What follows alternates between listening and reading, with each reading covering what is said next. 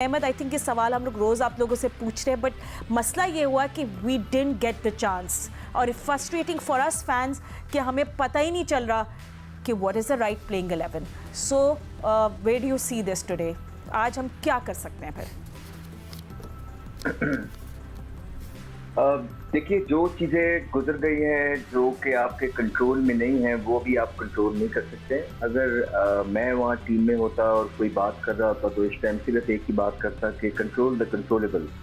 जो कि आपके पास वहाँ 15 खिलाड़ी मौजूद हैं, उसके अंदर से कंडीशंस और अपोजिशन के हिसाब से बेस्ट जो 11 है वो उतारने की कोशिश करता और फिर मेक श्योर करता कि अपनी गलतियों से सीख रहे होते. जो गलतियां हमने न्यूजीलैंड आयरलैंड के अगेंस्ट की हैं, बैटर्स उस पर काम कर रहे होते, बॉलर्स ने जो गलतियां की हैं वो उस पर काम कर रहे होते, स्ट्राइक रेट बेहतर करने की कोशिश कर रहे होते. At the same time somehow आपको नसीम शाह को इंक्लूड करना है प्लेइंग 11 में. आप अपनी प्लेइंग 11 पे काम करते.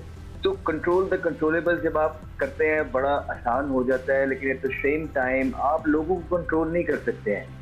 आप मीडिया को भी कंट्रोल नहीं कर सकते हैं. आप एक दिन कर लेंगे, 2 दिन कर लेंगे, but at the same time हम क्या कर सकते हैं कि हम अपनी चीज़ें ठीक कर सकते हैं. जब हम अपनी चीज़ें ठीक करेंगे तो आपको किसी को भी कुछ कहने की जरूरत नहीं पड़ेगी, कोई आपको मीडिया से बात करने की जरूरत नहीं पड़ेगी. सब ऑटोमेटिकली आपकी तारीफें कर रहे होंगे.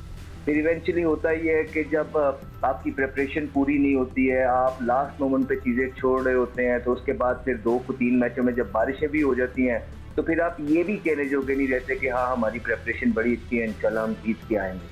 तो फिर आप इसी तरह की बातें करते हैं, लोगों से टाइम मांगते हैं. एंड यू नो या हम लोग नहीं well prepared and we know this and we वही जो अहमद कह रहे हमने लास्ट मोमेंट तक छोड़ दिया. ठीक है, फिनिश ऑल ऑफ दैट. सबसे पहले तो चले हम लोग अगर हम बैटिंग पे बात करते हैं, let's take this conversation deep in openers की हम लोग बात करें. And you know we have 4 genuine openers. तो अब आज के मैच के लिए just before the world cup what do you think we can do? I mean I know कि साइमन फखर डिडंट वर्क आउट, तो क्या हम लोग वापस जाएंगे to the old combo? Anything different we can do today? देखिए, chairman cricket board Syed Mohsin Raza Naqvi ने जो लंदन में गुफ्तगू की है, मुनीर नियाज़ी का एक शेर है, मैं सिर्फ उनको उस पर ही जवाब देना चाहूँगा. अदब की बात है वरना मुनीर सोचो तो, अदब की बात है वरना मुनीर सोचो तो, जो शख्स सुनता है वो बोल भी तो सकता है. तो मीडिया पर बैठे हुए हैं, बोलने के लिए बैठे हुए हैं, और पाकिस्तान टीम अच्छा करेगी तो तारीफ़ करेंगे, पाकिस्तान टीम की कारकर्दगी अच्छी नहीं होगी तो उसका पोस्टमार्टम करेंगे, टेस्ट क्रिकेटर अपने ज़बान में गुफ्तगू करेंगे, हम दीगर चीज़ों के ऊपर जो है वो खुलासा करेंगे. अब आ जाते हैं आपके सवाल की तरफ. आपने कहा कि राइट कॉम्बिनेशन क्या है. पिछले 5 साल से आपको राइट कॉम्बिनेशन मिला ही नहीं है फातिमा, और इस राइट कॉम्बिनेशन के चक्कर में 2 T20 वर्ल्ड कप चले गए हैं, एक 50 ओवर का वर्ल्ड कप चला गया है, एक T20 का एशिया कप चला गया है, एक 50 ओवर का एशिया कप चला गया है, और ये तीसरा वर्ल्ड कप आ रहा है. तो अब आप इसको किसकी नाअहली कहेंगे? मैनेजमेंट भी तब्दील हुई है, Saqlain Mushtaq, Bradburn, Mickey Arthur और अब गैरी कस्टन आए हैं. कल मोहम्मद हफीज़ से मेरी बात हो रही थी तो वो मुझसे ये कह रहे थे कि भाई बात दरअसल ये, जब मैं डायरेक्टर क्रिकेट बना 2 महीने के लिए तो ज़मीन आसमान के कलाबे मिला दिए गए. बोला गया कि यार उसको NOC नहीं मिली तो हफीज़ ने रोक लिया है, उसको वापस भेज दिया गया तो बोला हफीज़ ने भेज दिया. अब आपने जो है उसामा मीर को NOC नहीं दी तो उन्होंने कहा कि भाई अब तो हफीज़ नहीं है ना, अब आप गैरी कस्टन को तनकीद का निशान बनाया. गैरी कस्टन को तो पता ही नहीं होगा. तो उन्होंने कहा भाई बहुत सारी चीज़ें हो रही थी, मुझे नहीं पता था. लेकिन क्रिकेट बोर्ड में आज भी वो लोग मौजूद हैं जो चौधरी ज़का अशरफ के साथ थे. वो कहते हैं ना, टॉफ़ी पुरानी है लेकिन रैपर नया हो गया. यही बात 2023 वर्ल्ड कप से पहले चौधरी ज़का अशरफ बोले थे. उन्होंने कहा था कि भाई ये जो टीम है ये इंज़मामुल हक और बाबर आजम की टीम है, आप इस टीम को सपोर्ट कीजिए.